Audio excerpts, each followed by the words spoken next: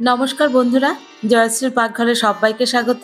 আজ আমি আপনাদের সঙ্গে এমন একটি নিরামিষ রেসিপি শেয়ার করব, যেটি সামনে থাকলে মাছ মাংসর দিকে কেউ ভুলেও তাকাবে না। রেসিপিটি একেবারেই ইউনিক আর তৈরি করতে সময়ও লাগে কিন্তু বেশ কম। রেসিপিটি শেষ পর্যন্ত দেখে ভালো লাগলে একটা লাইক করে দেবার অনুরোধ রইল। আর চ্যানেলটিতে নতুন হয়ে থাকলে চ্যানেলটি সাবস্ক্রাইব করে আমার পাশে থাকবেন। এখানে আমি নিয়েছি 150 গ্রাম পনির। এটাকে আমি একটা মিহি গ্রেটারে গ্রেট করে নেব। একটু খেয়াল রাখবেন পনিরটা যেন বেশি জলে না হয়, তাহলে কিন্তু একটু ড্রাই কাপড় দিয়ে মুছে নিতে হবে। সম্পূর্ণ পনিরটাকে এরকম মিহিভাবে গ্রেট করে নিয়েছি। এবারে এর মধ্যে কয়েকটি উপকরণ মিশিয়ে এটা দিয়ে আমি পুর বানাবো। পনিরের মধ্যে দিয়ে দিচ্ছি 1/2 চামচ পরিমাণে লবণ, 1/2 চামচ পরিমাণে চিনি, 1 চামচ করে আদা আর কাঁচা লঙ্কা কুচি। আদাটা কিন্তু বাটা নয়, একেবারে মিহি করে কুচিয়ে নিয়েছিলাম। আর দিয়ে দিচ্ছি 1 চামচ পরিমাণে কিশমিশ কুচি। কিশমিশটাকে একটু মিহি করে কুচিয়ে নিয়েছিলাম। দিয়ে দিলাম 1/2 চামচ পরিমাণে ভাজা জিরের গুঁড়ো, একটুখানি গোলমরিচ গুঁড়ো, 1/2 চামচ কাসুরি মেথি হাতের চেটোতে এইভাবে ঘষে একটু গুঁড়ো করে দিয়ে দিলাম।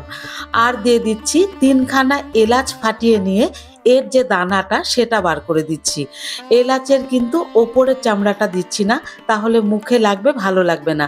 সেজন্য দানাটা ভেতর থেকে বার করে দিচ্ছি। আর বাইন্ডিংয়ের জন্য দিয়ে দিলাম 1/2 চামচ পরিমাণে কর্নফ্লাওয়ার। এর বদলে ময়দা চাইলে ময়দাও ব্যবহার করতে পারেন। এই সব কিছু দিয়ে একটু সময় নিয়ে পনিরটাকে ভালো করে মেখে নিতে হবে, যাতে একটুও লাম্প না থাকে। আর প্রয়োজন হলে একটু ঘি দিয়ে নিতে পারেন, সেক্ষেত্রে গন্ধটা কিন্তু আরও সুন্দর হবে।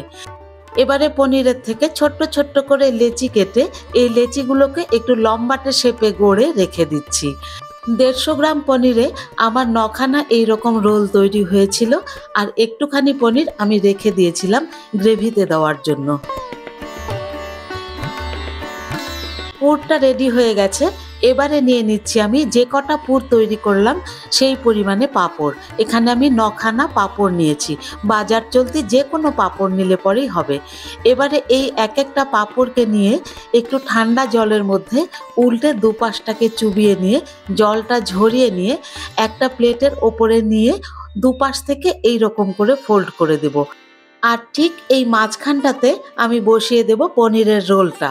দেখবেন পনিরের রোলটা যেন দুপাশ থেকে বেশি বেরিয়ে না থাকে, তাহলে কিন্তু সেটা গ্রেভির সাথে মিশে যাবে।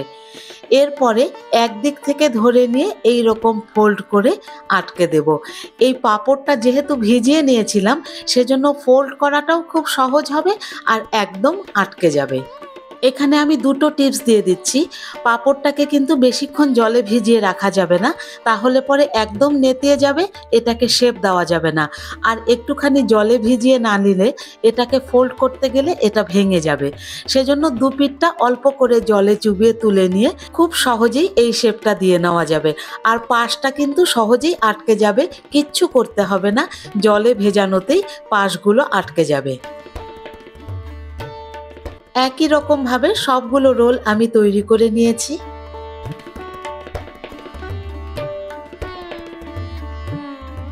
রোলগুলোকে তৈরি করে নিয়ে কড়াই বসিয়ে কড়াইতে দিয়ে দিলাম পরিমাণ মতো সাদা তেল। এটা কিন্তু ডিপ ফ্রাই করতে হবে না, অল্প তেলে এপিট ওপিট ঘুরিয়ে ভালো করে ভেজে নিলেই চলবে। তেলটা গরম হয়ে গেলে ফ্লেমটাকে মিডিয়াম করে দিয়ে এই রোলগুলোকে কড়াইতে আমি বসিয়ে দিলাম। একটু ছড়ানো কড়াই বা ফ্রাই প্যানে ভাজলে পরে সবগুলো রোলই কিন্তু একবারেই ভেজে নেওয়া যাবে। একটা পিঠ 3 থেকে 4 মিনিট ভেজে নেবার পরে এগুলোকে আমি উল্টে দেব। উল্টো পিঠটাও একই রকম ভাবে লালচে লালচে করে ভেজে নেব।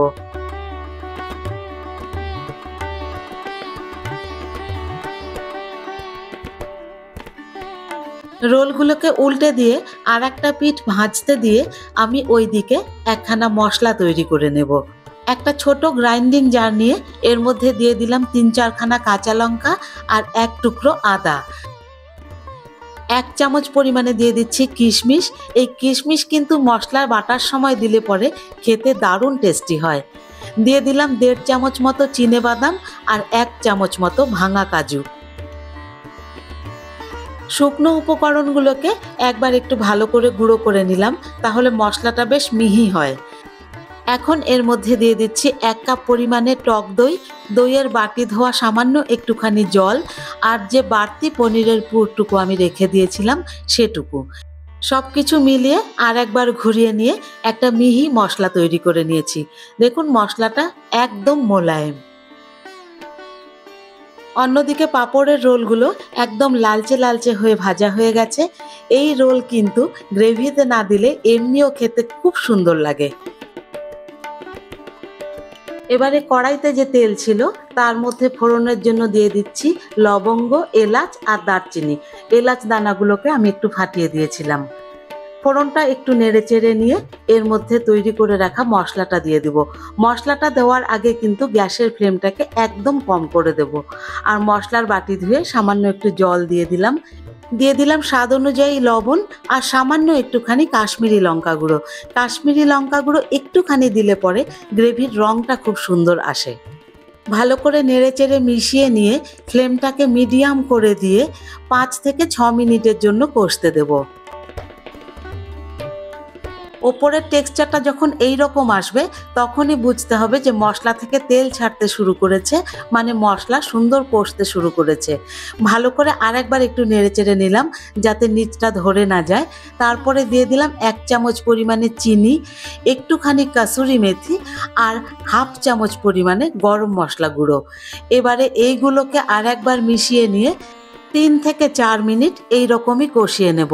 আর যখন তেল ছাড়তে শুরু করবে, মানে মশলাটা এক জায়গায় হয়ে যাবে, তখন বুঝতে হবে যে মশলা সম্পূর্ণ কষে গেছে। এবারে এর মধ্যে দিয়ে দিচ্ছি আমি 1.5 কাপ পরিমাণে জল। জলটা কিন্তু একটু বেশি দিতে হবে, তার কারণ এই পাঁপড়গুলো জল টেনে নিয়ে গ্রেভিটাকে একদম ঘন করে দেবে। ঝোলটা যখন ভালো মতো ফুটে যাবে তখন এর মধ্যে আমি পাঁপড়ের রোলগুলোকে বসিয়ে দেব। আর এখন দিয়ে দেব 1 চামচ পরিমাণে ঘি। এই রান্নায় কিন্তু শেষে একটু ঘি অবশ্যই দিতে হবে, তাহলে টেস্টটা আরো সুন্দর হবে। খোলা অবস্থাতেই মিনিট 5 ফুটিয়ে নেবার পরে ফ্লেমটাকে অফ করে দিয়ে ঢাকা দিয়ে আরো 5 মিনিট রেখে দেব। 5 মিনিট বাদে ঢাকনা সরিয়ে নিচ্ছি। দেখুন গ্রেভিটা কিন্তু একদম সুন্দর ঘন হয়ে এসেছে আর দারুণ সুন্দর এর গন্ধ। গরম ভাত, রুটি বা ফ্রাইড রাইস সব কিছুর সাথে কিন্তু এই রেসিপিটি খেতে ভীষণ ভালো লাগে। আর একবার রান্না করলে দেখবেন এর আবদার রোজ আসবে।